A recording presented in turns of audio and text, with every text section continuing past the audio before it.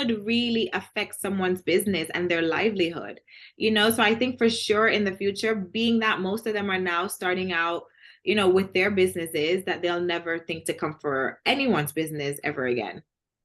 Yeah, I mean, I'm a lawyer. I don't practice anymore. That's a long time ago, nor do I want to. Yeah. But like when like a Caroline Stanbury says on like the reunion that, she pulls out a Pinocchio book and you steal designs. And I mean, I just Yeah, think legally that's a fine line. it is. And it was, I mean, now everything in hindsight, right? I mean, clearly there was an obsession because to take all that time to make a book, the book was like this thing. It wasn't even like a two-pager. You know, I tell bitches to take notes all the time, but I didn't know they were gonna write a whole book off my notes, right? So that was comical. But you know, she and I are in a much better space today, and she has apologized. So you know, we're gonna move forward. She's still taking notes, but we're gonna move forward. Do you think, because like housewives from other franchises have said this, like, let's do the job, we understand, but like, a Yeah, business and children really should be off limits. Like, do you 100%. agree? I do agree with that. I think families in general, not just children, families should be off limits, because they didn't sign up for it, right? We did. And so same for businesses, because that's people's livelihood. You can't mess with people's money. And I'm Jamaican. You don't mess with three things: my man, my money, and my food. You know, otherwise it's war. I get So it. yeah. So, but yeah, that should be just standard in general across the whole franchise. Do you think then, I mean, I know you guys are in a better place now and we'll move on. I'm not coming for Caroline, but like, do you think then she went too low, like a lot of the times last season? Yeah, she did. I felt like she 100% she went low.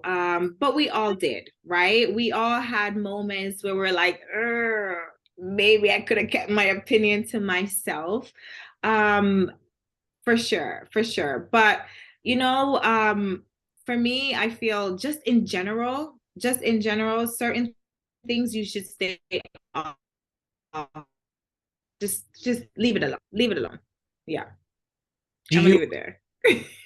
We'll just leave it there. Do you regret We'll just leave it. anything? Like now that you've been through the experience, for your freshman season, it's under your belt. Yeah. You guys have filmed season two. Like, do you look back and regret anything you did on season one? No, not at all. I actually feel like season one was like a little warm up, and season two is gonna be bigger and better if we get one. Yes. Bigger and better. How do you think, being in fashion with Mina Rowe, like, how do you think the style of like the women in Dubai differs, or just the style in general from women or men from the US? Well, I think Dubai, the fashion is next level. That's just it. I mean, I think you saw at BravoCon, I feel like we were the ones that were like super dressed up, and everybody was so, you know, a little bit basic for BravoCon. We were a bit surprised, to be honest, because we were like, oh no, I don't think it's enough. And then we got there and it felt like it was too much. No, we love fashion in the Middle East. You know, and for me, I grew up in Miami and I'm Jamaican, so fashion has always been being sexy and you know bold with colors and prints and fashion has always been a part of who I am. But moving to the Middle East, the ladies they take it up a notch. Don't let those abayas fool you, honey. When it comes off, they bring the heat. So I think we've kind of taken on a little bit of that too. That in Dubai, more is more, and we love it. You guys definitely stepped it up for BravoCon compared to some of the other franchises. That is correct. Oh yeah, oh yeah, oh yeah, Were yeah. It you, was. I was gonna Go ahead. say, were you shocked at BravoCon? Like, did you watch Housewives? Like, did you know what this Housewives platform was before coming into it? Oh, I'm a super Housewife fan. Like, I mean, probably more than you. You can have that. You can run with that. I am okay with I've that. always loved the Housewives. I mean, I remember that was one of the things my mom and I bonded over. You know, when I lived in the States, we would all just sit around and watch the Real Housewives of Atlanta, Beverly Hills. Those were our favorites back then. But now I love Potomac. Um, yeah, I think are those the only and Jersey, love Jersey. I think those are the four that I watch. So Beverly Hills, Atlanta, Potomac, Jersey. Those are my girls.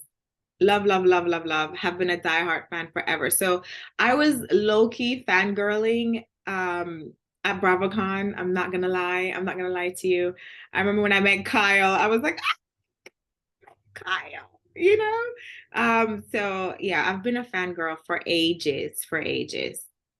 Did you get any advice? Like, you know, sometimes like when it's announced and new cast is announced, like certain housewives like reach out. Like, did anyone from like another franchise give you advice? And if so, who was it? Oh, absolutely. To be honest, I feel like it really is like a sorority. And I remember Dolores being the first person to reach out to me, and she was just so kind, so nice. I can pick up the phone now and call Kenya Moore whenever. She's such like a good, like big sister. She's super sweet. And there's so many others. I remember I was in contact already with Portia because she wore Mina Rowe during her pregnancy. We sent her some goodies. So I already knew Portia, and Sonia also wore Mina Rowe when she was pregnant. So some of the housewives I was already familiar with because they wore my brand prior to Dubai even being thought of. So yeah, no, honestly, it's like a sorority. The girls are always just a message away. Yeah, it's been amazing, really.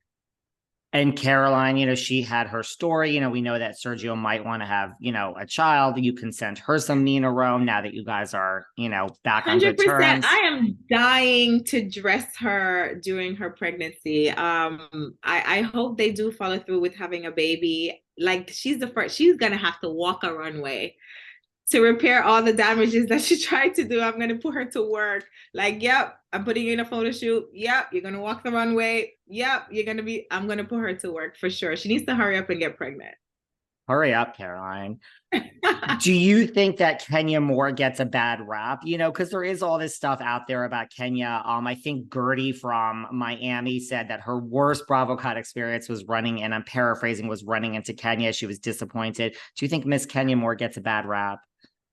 You know, I think she does. Obviously, not to take away from what Gertie's experience was, because obviously that's valid and I wasn't there.